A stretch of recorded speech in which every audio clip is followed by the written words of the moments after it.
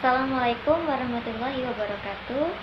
Mengenalkan, nama saya Siti Rodatul Jannah dengan NIM 404230014. Di sini saya akan menjelaskan isi tentang proposal kegiatan usaha Mango Smoothie.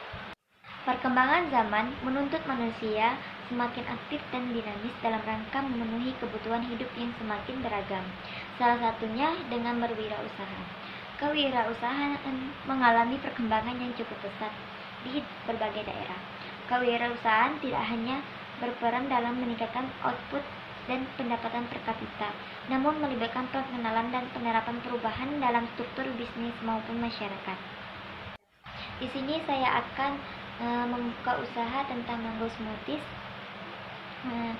Profil usaha saya di sini menjelaskan tentang poin-poin yang berkaitan dengan pendeskripsian dari usaha saya melalui dari nama perusahaan, menu-menu yang akan ditawarkan. Profil ini akan dinamakan Mango Smoothies. Yang pertama, nama perusahaan. Usaha kedai saya akan diberi nama Mango Smoothies. Pemilihan nama tersebut berdasarkan pada produk yang akan ditawarkan dengan penamaan demikian bertujuan agar konsumen dapat cepat memberi sugesti pada produk saya, bahwa kedai saya memiliki ciri khas dan menu-menunya yang identik dengan mangga. Dengan demikian akan mempermudah konsumen dalam mengingat nama kedai kami. Yang kedua, menjelaskan tentang produk. Berdasarkan nama dari kedai saya akan menyediakan menu-menu dengan jenis minuman berbahan dasar dari mangga.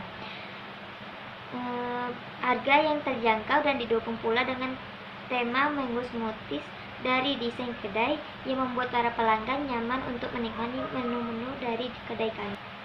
Menu yang disajikan yaitu avocado smoothies, mango smoothies, strawberry smoothies, dan coklat smoothies. Selanjutnya di sini saya akan menjelaskan struktur kepemilikan dan kepegawaian usaha. Struktur organisasi dari usaha ini adalah yang pertama, pemilik usahanya saya sendiri, terus partner saya Nur Karimah. Lokasi usaha dan media usaha. Lokasi usaha yaitu memperhatikan tingkat keramaian merupakan salah satu cara saya menentukan lokasi usaha yang strategis. Yang saya lihat dari lokasinya yaitu dengan memperhatikan lalu lalang pengendaraan dan pejalan kaki yang lewat. Jika ramai, tempat jualan tersebut bisa sangat menguntungkan. Di sini saya akan memilih untuk membuka usaha di Jalan Kapten Patimura, Kenali Besar, Kecamatan Kota Baru, Kota Jambi, tepatnya di depan Central Fashion. Alasan saya juga memilih tempat ini karena sangat mudah dijangkau oleh khalayak ramai. Strategi pemasaran. Pertama, tentukan target pasar. Setiap orang memiliki selera yang berbeda-beda, begitu pula dengan selera makanan. Untuk memaksimalkan strategi pemasaran produk makanan yang kamu jual, kamu harus menentukan target dari produk tersebut. Sebagai contoh, apabila kamu menjual makanan yang memiliki cita rasa pedas, maka sudah dipastikan produkmu tidak cocok untuk anak-anak. Sebaliknya, jika kamu menjual produk dengan cita rasa manis atau memiliki bentuk yang unik, maka mungkin produk tersebut cocok untuk kamu promosikan ke anak-anak. Pada intinya, menentukan target pasar sangatlah penting ketika ingin memulai mempromosikan produk yang kamu jual. Yang kedua, kemasan yang unik. Meskipun terkesan sederhana, tapi kemasan produk merupakan hal yang sangat penting untuk menunjang penjualan produk. Yang ketiga, logo yang menarik. Tahukah kamu jika pembuatan logo makanan sangatlah mahal? Mengapa? Karena logo merupakan bagian dari identitas produk yang kamu jual. Yang keempat, memanfaatkan media sosial. Seperti yang dijelaskan di atas, media sosial sangatlah efektif dalam meningkatkan penjualan produk karena banyak yang digunakan oleh masyarakat ramai. Yang kelima, layanan pesan antar. Apabila kamu pernah mengalami rasa malas keluar rumah hanya untuk membeli makanan, maka kamu tidak sendiri. Dari zaman sekarang, orang-orang sangat menginginkan sesuatu yang praktis. Yang keenam, endorsement. Percaya atau tidak, strategi pemasaran produk makanan berikutnya yang terbilang efektif adalah bekerjasama dengan artis atau selegram melalui endorsement.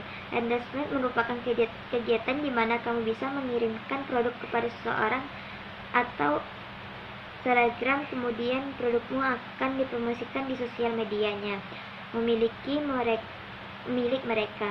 Sebelum menentukan selegram mana yang akan kamu gunakan jasanya untuk mempromosikan produk makananmu, dan baiknya kamu melihat jumlah pengikut telegramnya.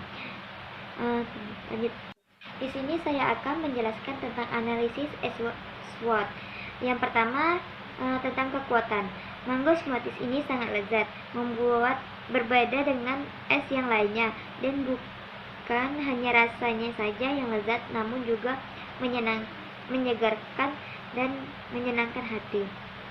Kedua, kelemahan dari usaha saya yaitu mango smoothies ini tidak tahan lama, sehingga setelah lewat sehari rasanya menjadi berbeda. Yang ketiga, peluang dari usaha saya yaitu smoothies ini akan sangat berpeluang masuk di hati para konsumen. Cita rasa yang menggoda dan warna kuning menyala serta keju dan whipped cream melimpah daya tarik utama konsumen untuk mencobanya. Keempat, ancaman. Mango smoothies sangat mudah untuk memasuki pasar. Namun saingan dari mango smoothies pun terbilang banyak, karena banyak penjual minuman yang menjual berbagai macam jenis minuman lainnya. Selain pesaing pasar, cuaca juga merupakan ancaman karena pada saat cuaca hujan atau mendung kami tidak bisa berjualan. Di sini saya akan memperlihatkan bahan, alat, dan cara pembuatan produk. Seperti yang terlihat di foto samping saya, di sini ada berbagai macam bahan dan alat dalam pembuatan mango smoothies. Terakhir akan menjelaskan hasil perhitungan break-even point. Menghitung biaya tetap.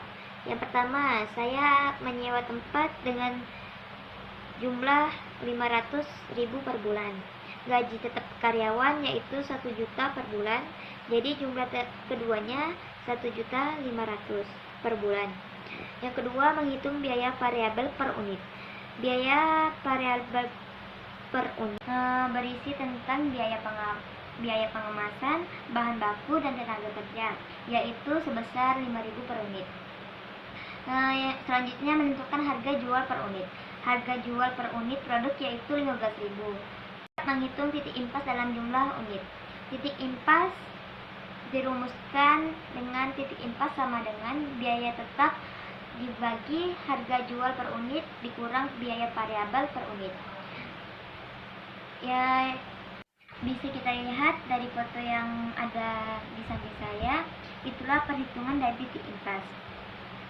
Jadi penjelasannya, dalam perhitungan di atas, perusahaan harus menjual minimal 150 unit produk untuk mencapai titik impas di mana pendapatannya sama dengan biaya total. Jika perusahaan menjual lebih dari 150 unit, mereka menghasilkan keuntungan. Dan jika perusahaan menjual kurang dari 150 unit, mereka akan mengalami kerugian. Selanjutnya, BEP dalam rupiah. BEP dalam rupiah dirumuskan dengan biaya tetap produksi dibagi margin kontribusi per unit dikali dengan harga per unit.